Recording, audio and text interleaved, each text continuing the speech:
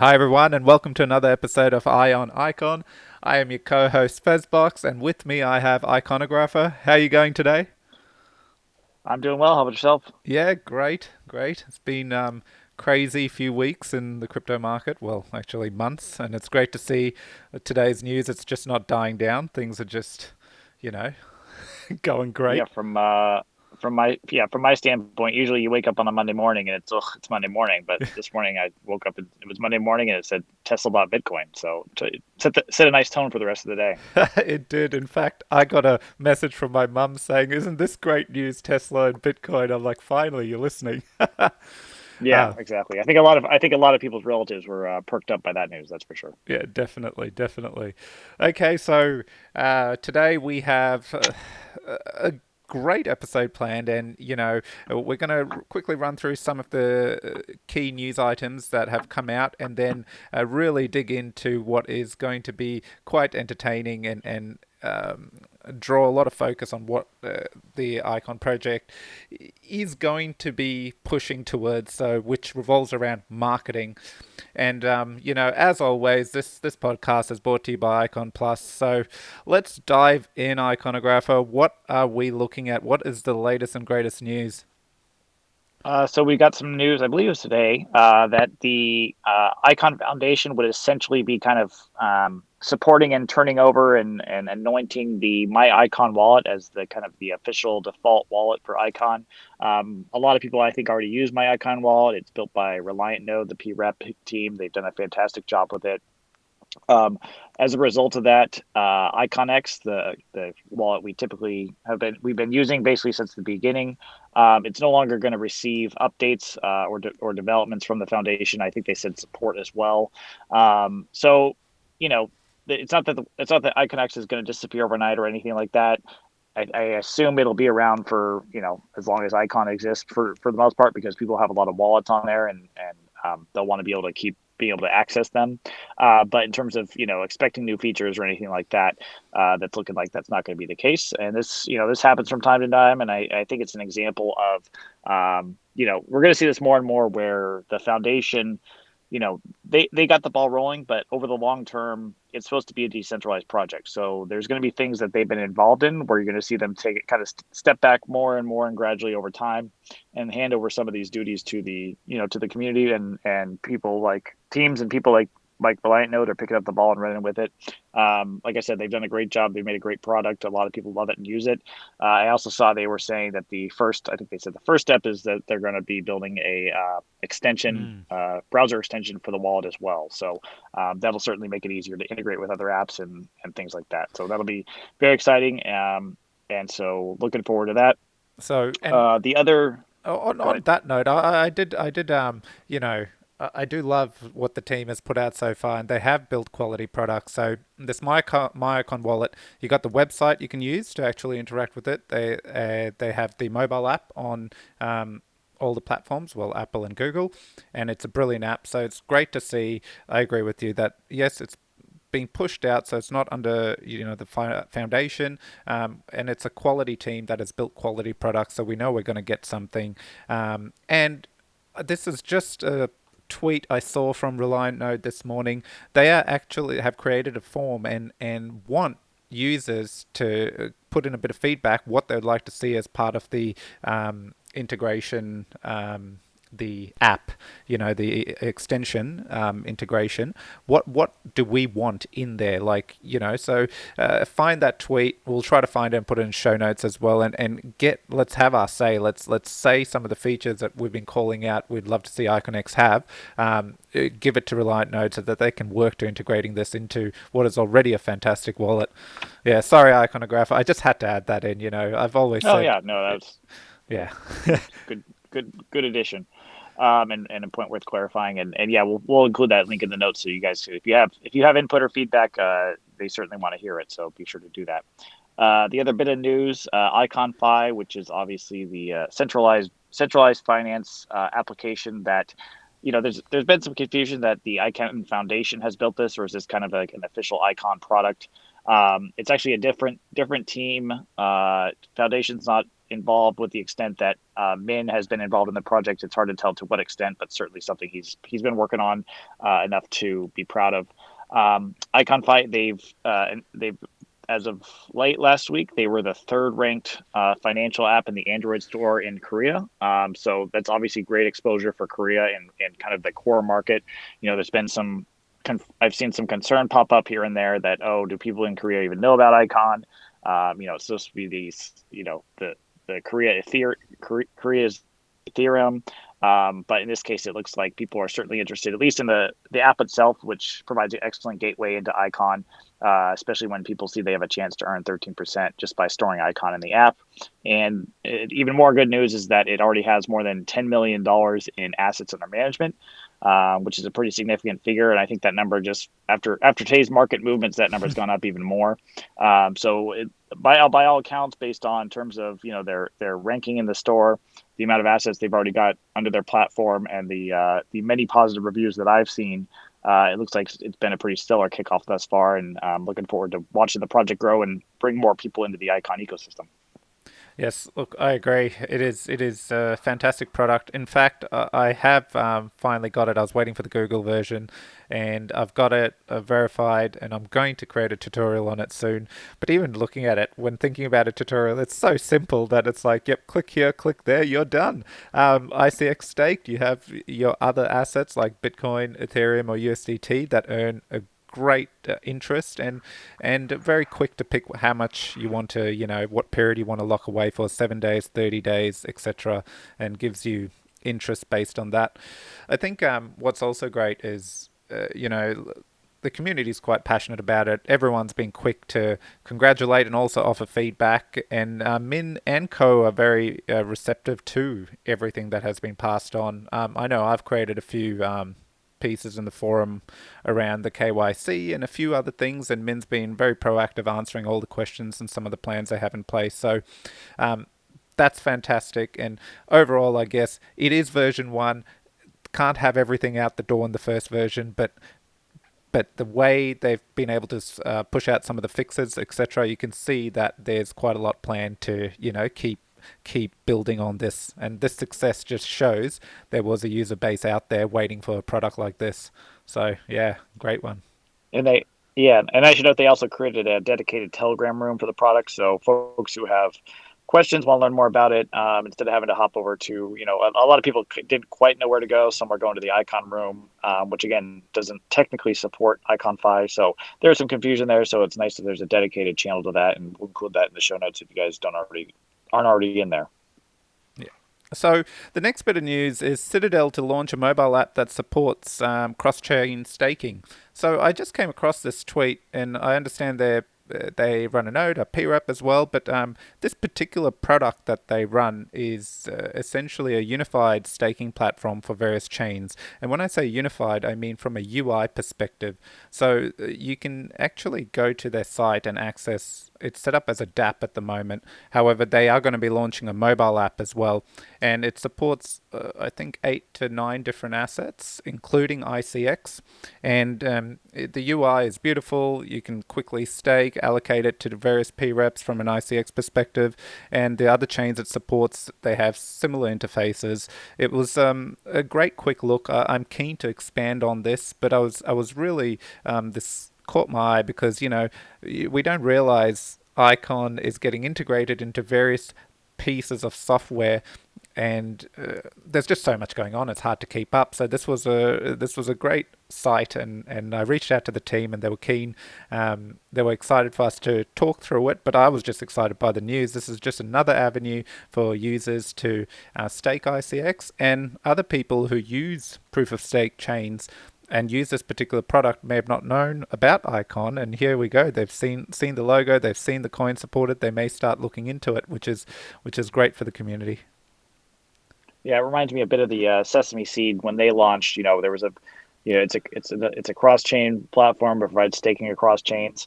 And the way that Sesame Seed's geared is that as you earn seed on Icon, you can redeem it for a basket of other cryptos. So just by earning seed, you've all of a sudden become exposed and actually kind of an investor in a handful of other tokens. And now all of a sudden you might be interested in, oh, how's this project doing? How's this project doing? How's this project doing?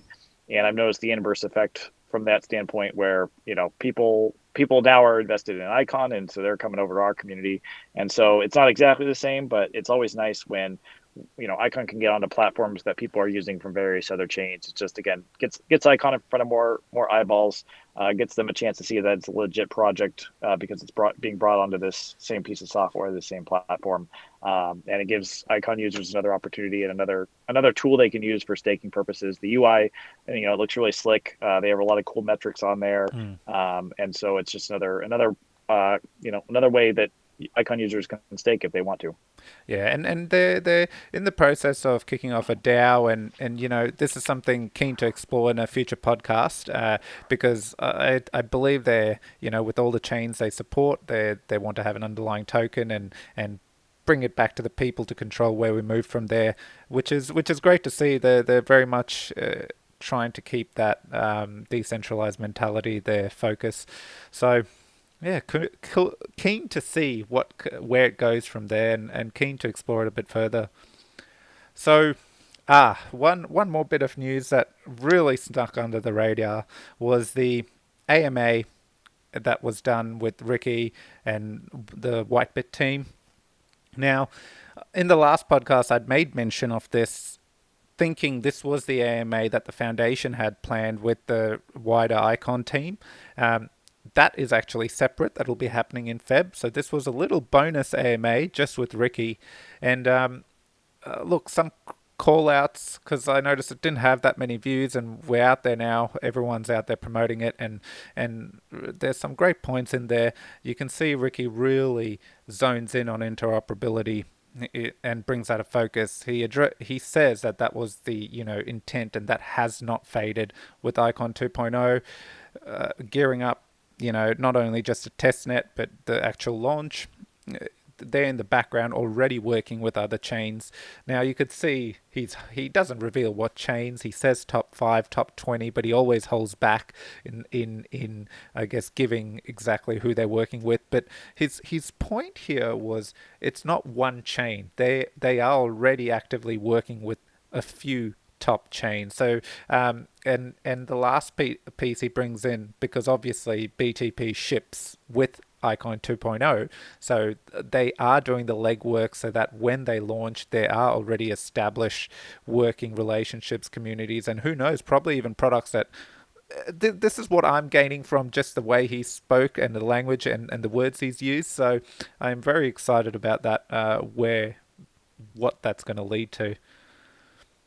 Yeah, a lot of times you have to kind of, I think they want to reveal more, but they can't, either because something might not be a complete done deal yet, or they don't have permission from the other side. But I think, over the years, I've seen, whether it's Min or Ricky or one of the other people close to the team, that they want to give out some good news, but they can't yet because they don't want to get ahead of the gun and promise something that might not ultimately come to fruition or something like that. So I Mm. imagine that's a little stressful on their side, especially when we in the community are always hankering for more information, and it's certainly more good news.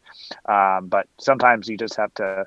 Sometimes their silence reveals just as much as if they would have said something. So you kind of have to.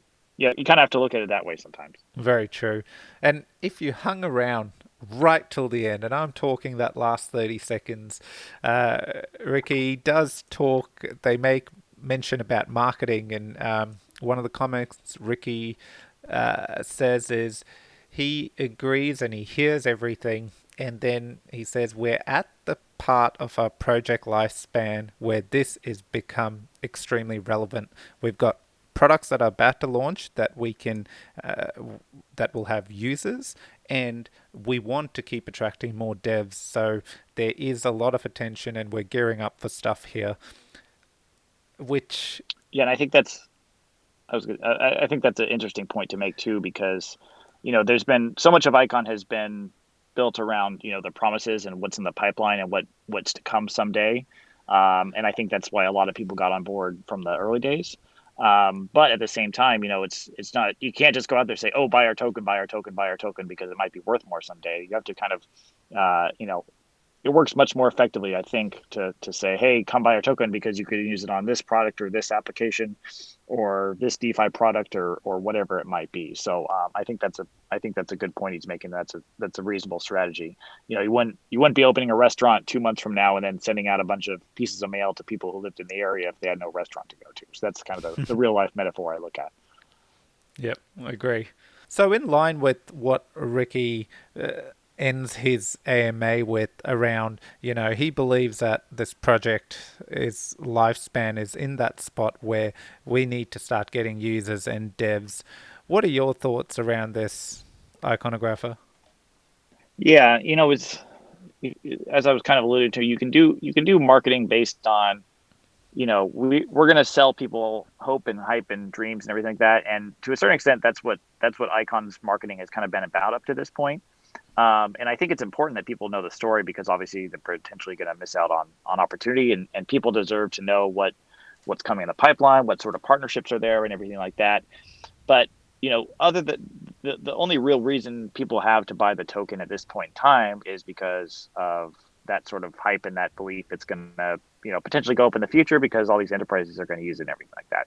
And I think it's tricky both potentially practically but also maybe legally for Icon to put too much emphasis on that as the key selling point.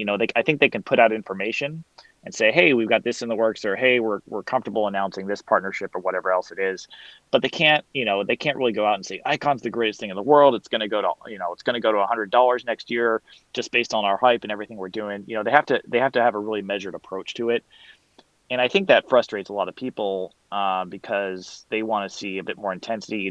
There's other projects that aren't quite as careful for whatever reason. Maybe they're in different legal jurisdictions, or they just have a different approach and different perspective on things. I'm not going to get into that, but I think what Ricky's getting at is, we're going to have over these coming months now, we're going to have a suite of DeFi products. We're going to have a number of new decentralized applications launching. And we're going to have, there's other projects that I'm sure are in the works that haven't been announced yet. And I know other P reps are gearing up for different types of applications they're wanting, and they're fleshing out ideas. We're going to have the contribution proposal system that's going to lead to more development and things like that. So, at a certain point in time, the marketing doesn't become, hey, here are the conceptual things that our project's working on that might drive the token value over the long term. Instead, it's, hey, look at this really cool thing you can do on Icon, right? Whether it's balanced or OMM, where hey, come if you want to lend out ICX, come and do it. You have to come into the ecosystem in order to utilize it, but we have these great products where you can do that. It's Project Nebula. It's this space themed game that offers NFTs.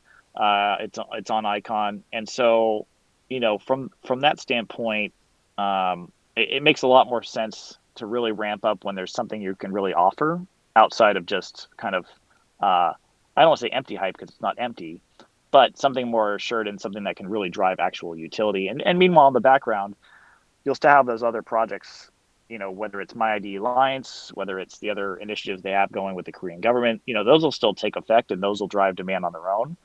But in terms of the place where you can really market in a way that's visible and a lot of people can see it, I assume there's a lot of behind the scenes stuff going on with those enterprise uses that were, Mm. we don't get to see it all because it all happens kind of behind the scenes, but obviously it's making progress.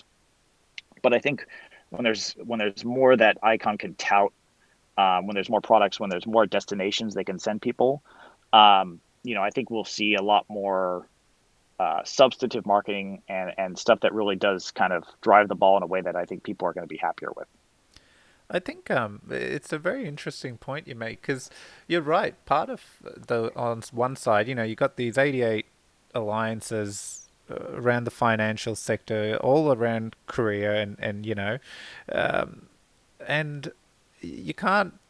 That kind of relationship would be. It's a fine line they're juggling. Of what the brand and perception they throw out there. They can't just have empty promises or just random YouTubers painting a picture because they're very much a corporate kind of relationship we have on that side of things. So it's I actually never took a moment to think about it like that. It's a good call out. So but in the background. what I do love is, yes, while that may be some of the differences amongst other chains, there's been a lot of work amongst the P reps and etc. building what is been identified as a great area to explore, which is DeFi.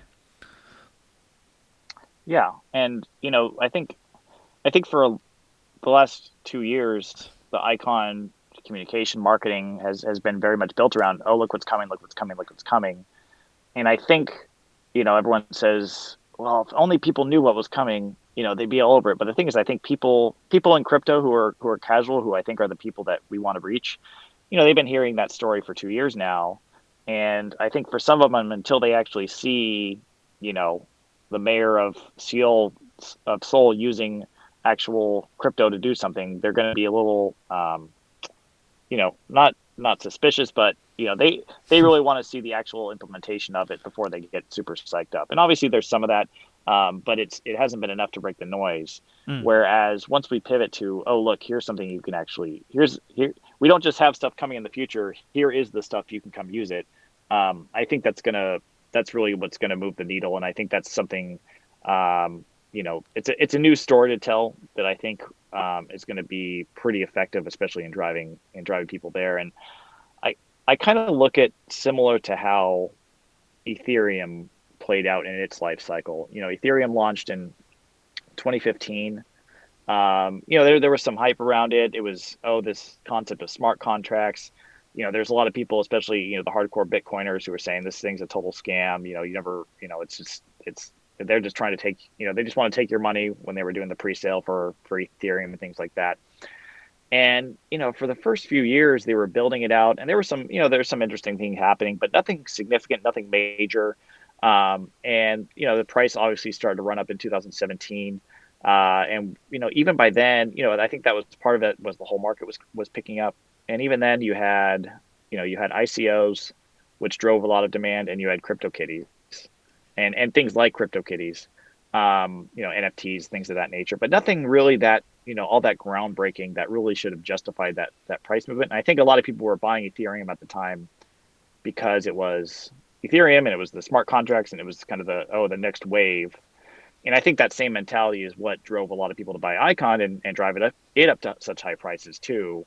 And again, along with the whole market was, oh, Icon's the next new thing. It's the new wave. It was, so in both cases, to a certain extent, I think it was kind of a hype thing. And if, to whatever extent there was marketing and there was no centralized, PR firm behind Ethereum or anything like that, to whatever extent that there was there, it was more focused on that. Oh, Ethereum's there's a lot of potential here. You can do a lot of cool things with it. But at the time, other than, again, using it to pay for ICO funding, there wasn't a whole lot there.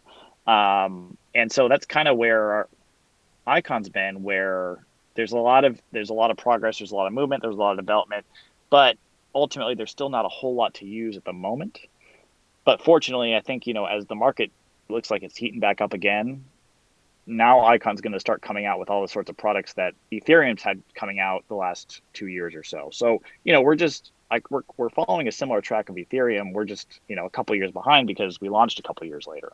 So would this be fair? Like if we compare side by side, Ethereum obviously earlier kicks off with the ICO, um, the ICOs, and one of the things, 80% of those ICOs failed. 20% did deliver some quality products, which is what we're seeing today, which evolved into DeFi.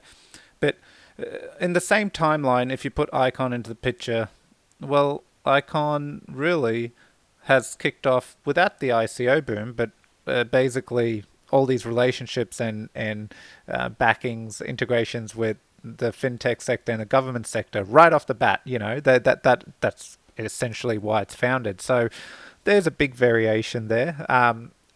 Then let's move. We know Icon tried a few ICOs, but it was a time where already that phase had moved on Ethereum. So I guess it didn't. And this is, I'm thinking Blue Whale was one. Yes, that's it. I think that I remember that had it had an ICO. it ultimately never materialized that much. There's a couple, I can't remember off the top of my head which ones weren't ICOs, but there were a couple other projects, Mm. from the get go that were kind of, oh, here's what the new thing on Icon is that never materialized. That's going to happen. Not every project's going to be a home run or anything like that, but as you were pointing out, it's a similar kind of a parallel to Ethereum had ICOs, now Icon has ICOs. Yeah, exactly. So now let's fast forward, tell more of an Ethereum story, I guess. So here we are. Those ICOs, a lot of it failed, but ultimately, a key product, a use case was created out of it, which is DeFi. Would you agree? Yeah, absolutely. And I think that's been, thus far, probably the most significant use case um, of Ethereum as a whole. And obviously, there's some more. There's other projects built on top of Ethereum on the ERC20 tokens. Chainlink being one of them. Obviously, it's not DeFi. It serves a useful purpose, but it's on Ethereum. But or something. So that's driven a lot of interest and activity on Ethereum. And theoretically, you would say, oh, there's a lot more activity on Ethereum in 2020 than there was in 2017. Yet the price is so much lower. But I think the key part there is you look at the fees that Ethereum people have, the gas fees that Ethereum users have to pay in order to just make a trade on Uniswap or something like that. And you can see there's a lot more demand for that network usage. It's a very tangible way to look at how much Mm. that network is being used.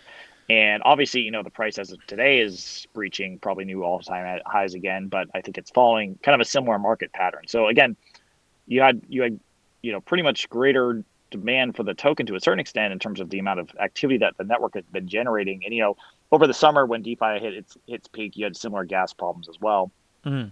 and to where um, now it's kind of a similar situation, but the price is going up. So the DeFi stuff does create a strong demand. There's so much value locked into those platforms right now. We're talking billions and billions of dollars, and those are tokens that aren't getting traded, but they're still generating activity on Ethereum because people are making trades. They're borrowing funds, they're loaning out funds, all through these various platforms. And so Icon, to a certain extent, at least in this category, is trying to replicate that similar success. I think Icon has a couple more advantages to a certain extent than Ethereum does. I think one of them, the main one is essentially the level of, the cheapness and the speed of the transactions that are going to happen. I don't foresee any situation where people are going to be paying exorbitant amounts of ICX just to make a trade or something like that. So, theoretically, if you're someone who is agnostic about the chain they're using.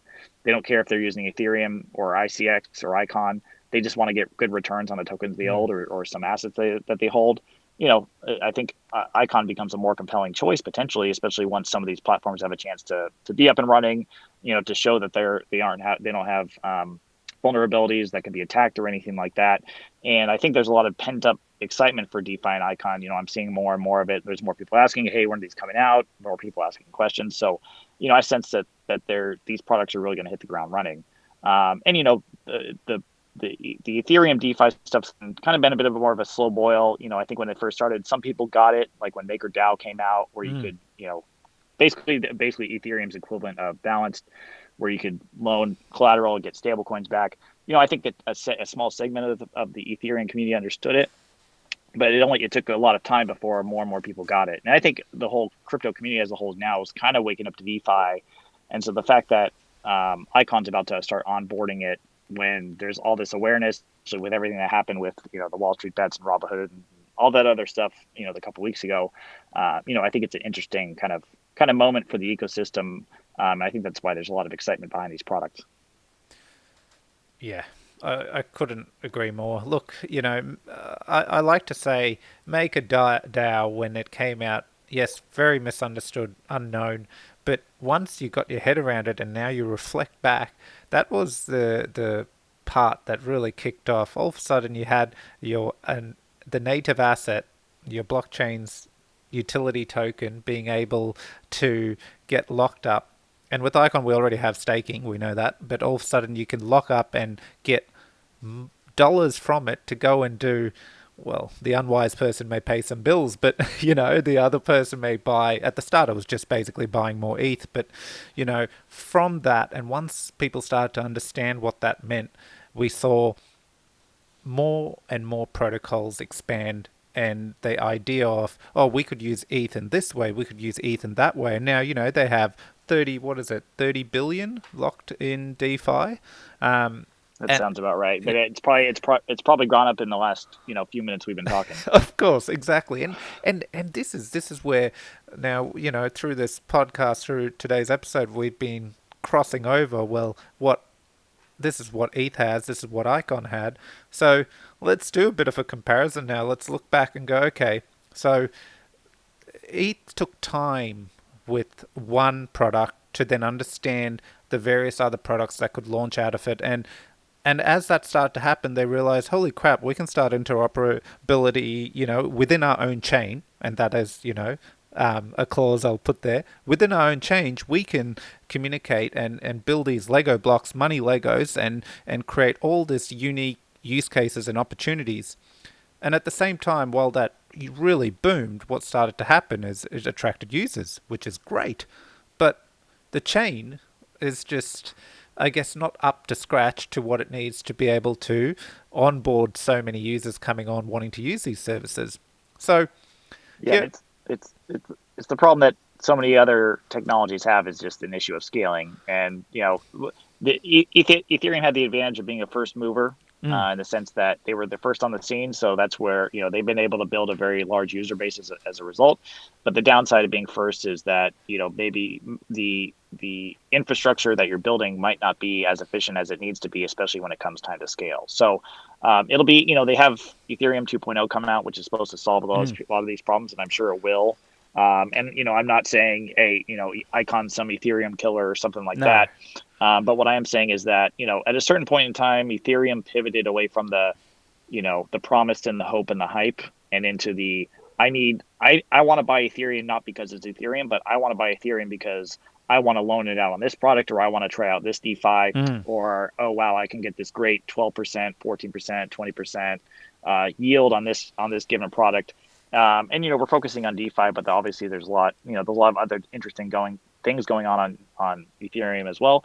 But that's going to be the same case for Icon. And we've got a number of interesting decentralized applications coming through. Whether it's Project Nebula, we have IconBet that's ramping up some of its more exciting features. We have Epix, spelled EPICX, which is a gamified trading platform. It's currently Future ICX, but they're doing a really, really big evolution and ramp up. We have Bounty Cat coming out. We have Craft, which is going to allow people to utilize NFTs. Anyone can go on there and make an NFT as they please, turn it into a marketplace. Again, another kind of niche market that's booming on Ethereum as well. So, we're behind Ethereum. But I don't say that in a disparaging way. That's just the nature of, if one starts in 2015 and one starts in 2017, one obviously is going to have a bit of an advantage. But at the same time, it's not that we need to overcome Ethereum in order to have a successful project and make ICX investors feel good.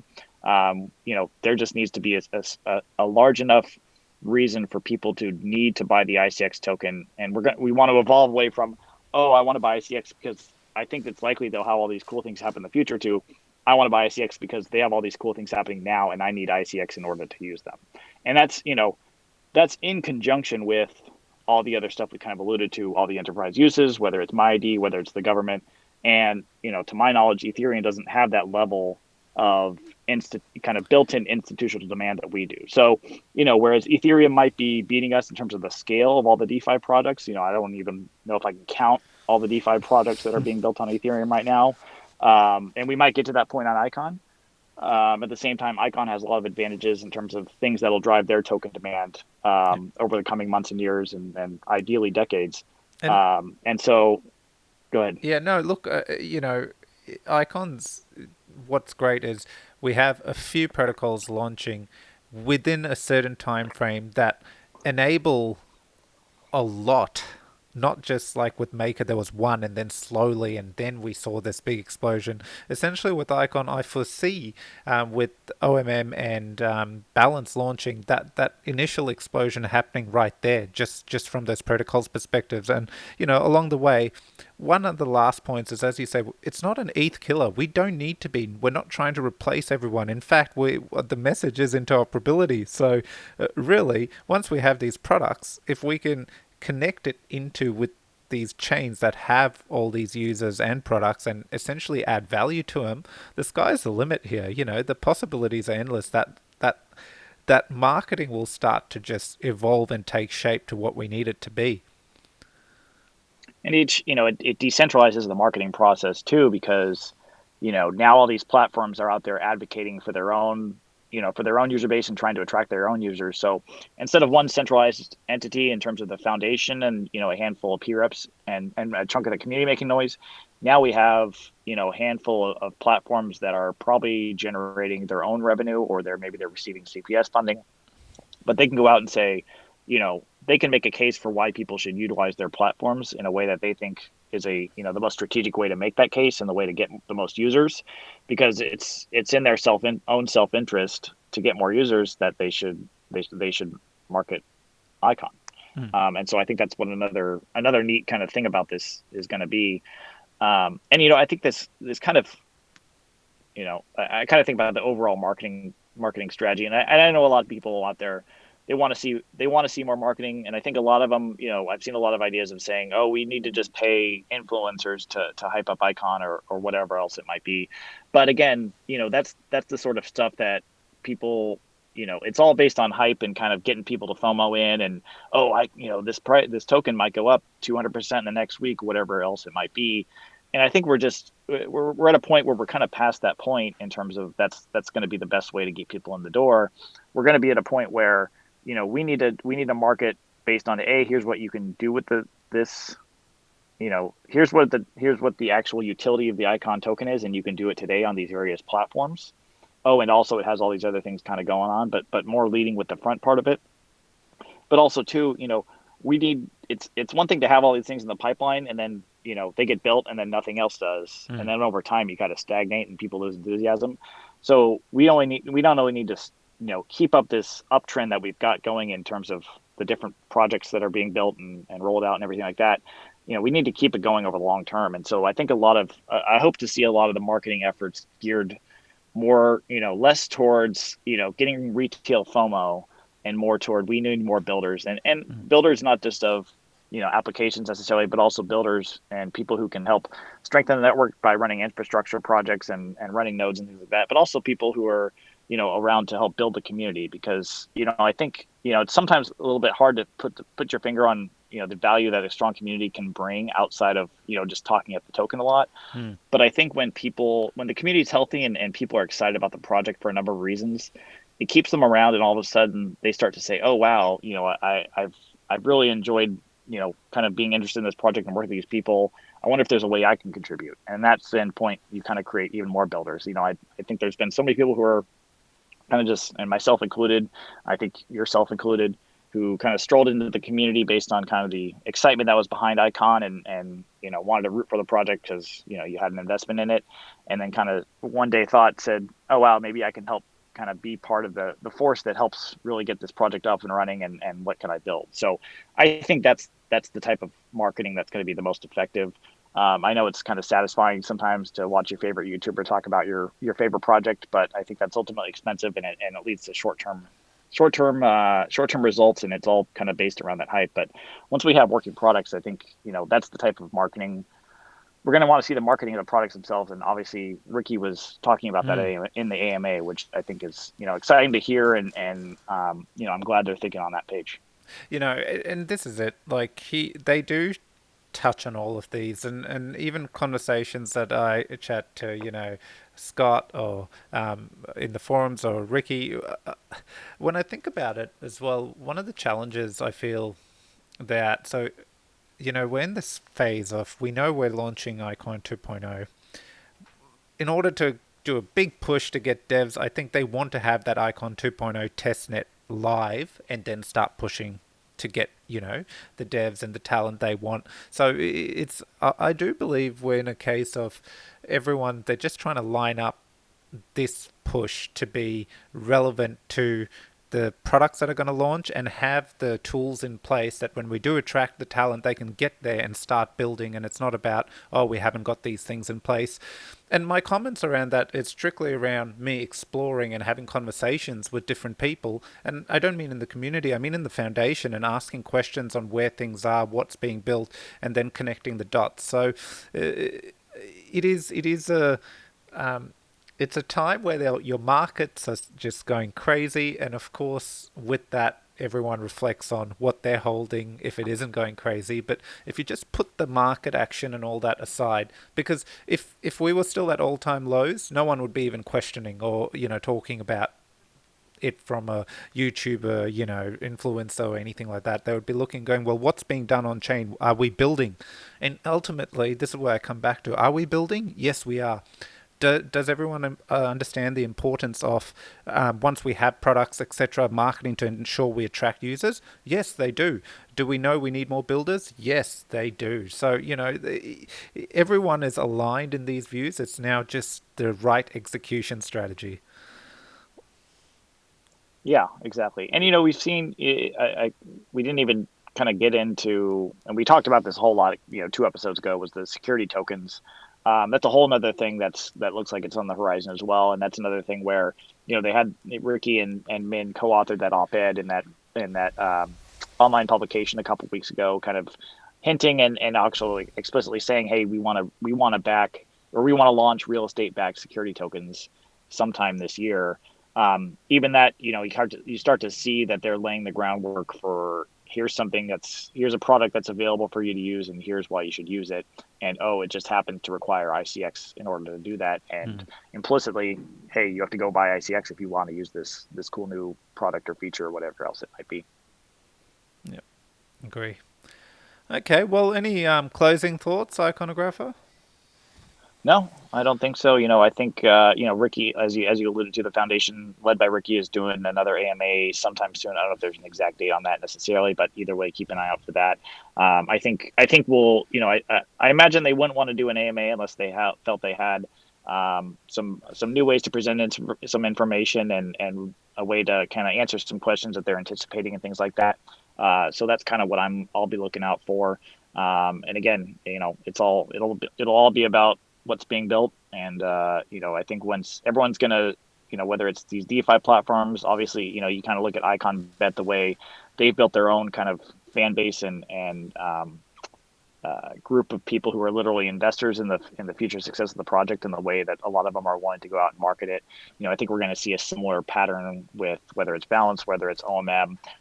People are going to enjoy these products, and they're going to start talking them up, and not even thinking they're marketing Icon, just talking about how much they enjoy being able to get X% on their ICX or whatever else they might be lending out. And that by itself is just it's its own more powerful form of marketing that'll pay a lot of dividends, I think, for the ecosystem over the future.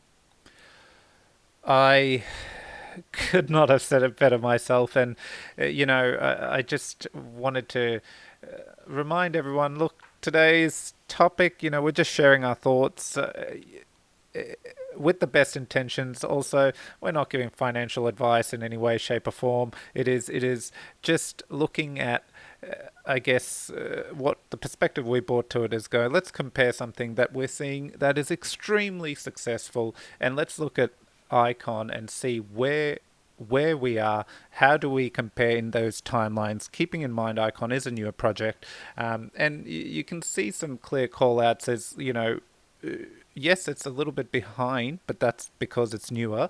And two, we have one section that is chugging along that will overall, in a longer time frame, play an impact to the Icon ecosystem, and that of course is all the relationships and the government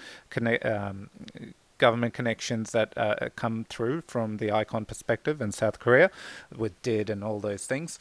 And the other side of it is taking what's worked and replicating it on Icon in a united way. So that's where you see a Balance, OMM, and all these protocols that we keep talking about. There's a reason why they're coming through within 3 months of each other. They are there to complement each other, and they bring immense value to ICX, the native token off the chain. So I hope this episode has, just helped explore some ideas and thought processes around what we're seeing happen at the moment. They are our thoughts. That's all. It's just sharing, as with the podcast is. And yeah, And some speculation as well. Some speculation as well too. We don't not everything we know and talk about is a sure thing by any means, but we're certainly giving our best evaluation of things. exactly. Well, that's all from my end as well. Thank you, Iconographer. Another great episode as usual. I don't mean to self-proclaim Yeah. success. Well, and as always, we love getting feedback. If anyone has episode ideas or any thoughts on this episode, I'm sure you know where to find both of us on Twitter, or kind of any other places that Icon discussion is happening, whether it's on Reddit, the Telegram, whatever else. Feel free to toss your thoughts out, and hopefully you're willing to pick the discussion we've had here and continue it on your own and within the community. Yes, give it a subscribe, follow us, and stay tuned for next week's episode. Thanks for listening, everyone.